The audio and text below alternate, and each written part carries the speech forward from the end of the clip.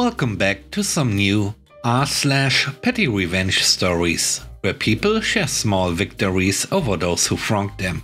I hope you had a great day.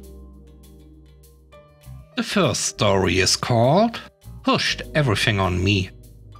I was to be on a team with one of my co-workers on a 6-month project.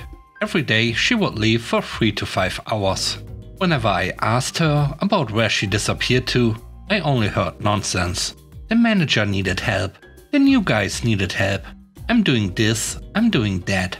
2 months into the project, I was fed up. I could go to HR, but I had a better idea. I'll take a few personal days off. Let's see how she does. You see, every day you have to submit the amount of work that you got done with. And without me there for 4 days, she couldn't finish on time. She even called me to ask when I was gonna be back. It's not the same without you here. When I went back to work, she was back to the same pattern. So now I went to HR. Now I have a new project partner. And it's someone who doesn't slack off.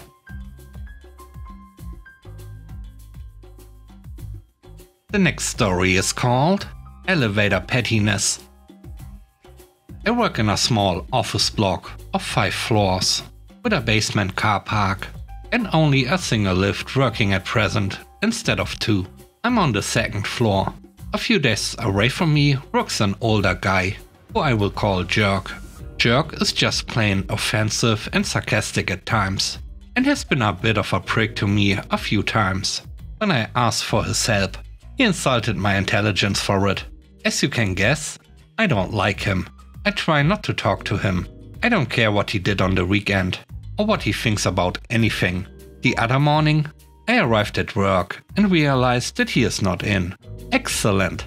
I left my earbuds in my car, so I went down to the car park to get them. I noticed Jerk has just arrived late. He's pulled his car into his spot on the back wall, and is getting out of his car. As I get back into the lift with my earbuds, I don't hold the lift for him. He's too far away. I don't even think he noticed me. As I get out on my floor, the 2nd, I have a moment of inspiration and run my hand down all the buttons on the lift and get out, sending the lift to every floor above me, before it would go back down to the basement to collect him. I bought myself a few extra minutes of being free from him. It's laughable, but I enjoyed it immensely, and I got away with it. The third story is called Don't Listen. At work, I have had the misfortune of dealing with a woman from a compare the utility rates type of business. Let's call them second, trying to call our company to change our electricity provider. The caveat is that I work in a small business, so I know for a fact that the company's electricity policy was only recently changed due to a better price from one of these comparison businesses. Let's call this one first. And after they called again to tell us about a better rate that they found, the boss told the first business and the team that he does not want to change providers again so soon. So I told this woman from the 2nd business that we are fine and don't need to change providers. But she kept going in her practice spiel, ignoring what I just said. So I told her again no, but she still did not listen to what I was telling her. As she was not listening to me, I was not going to listen to her, and just hung up. I am normally a very polite person, and will always wish someone a nice day and a goodbye before I hang up a call, but not this time. This was also not the last time she called, and every time she does, I listen only enough to tell her no, and if she doesn't stop the call then, I just hang up on her.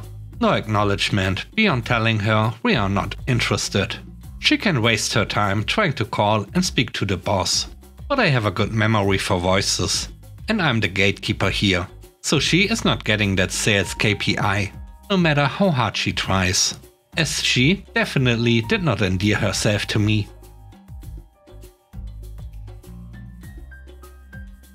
The last story is called 2020 Retail.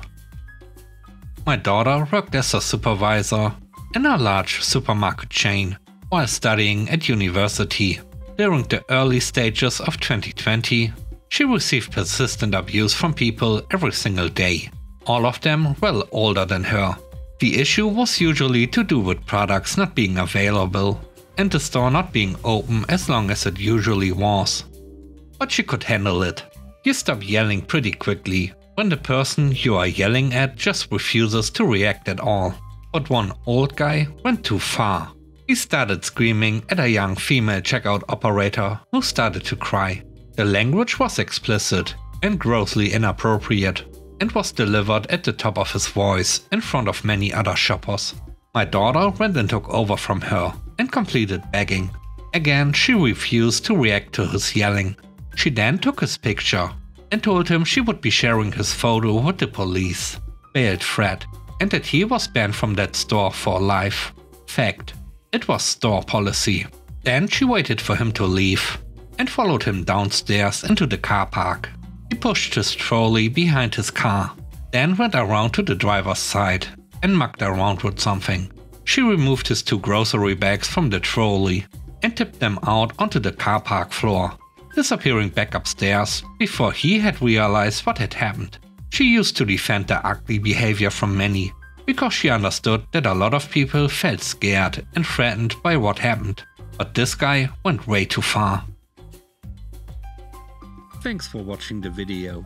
I hope you enjoyed it. If you did, please don't forget to leave a like, comment and subscribe. And if you have time, watch another one of my videos. And now, I hope you have a great day. See you soon. Bye bye.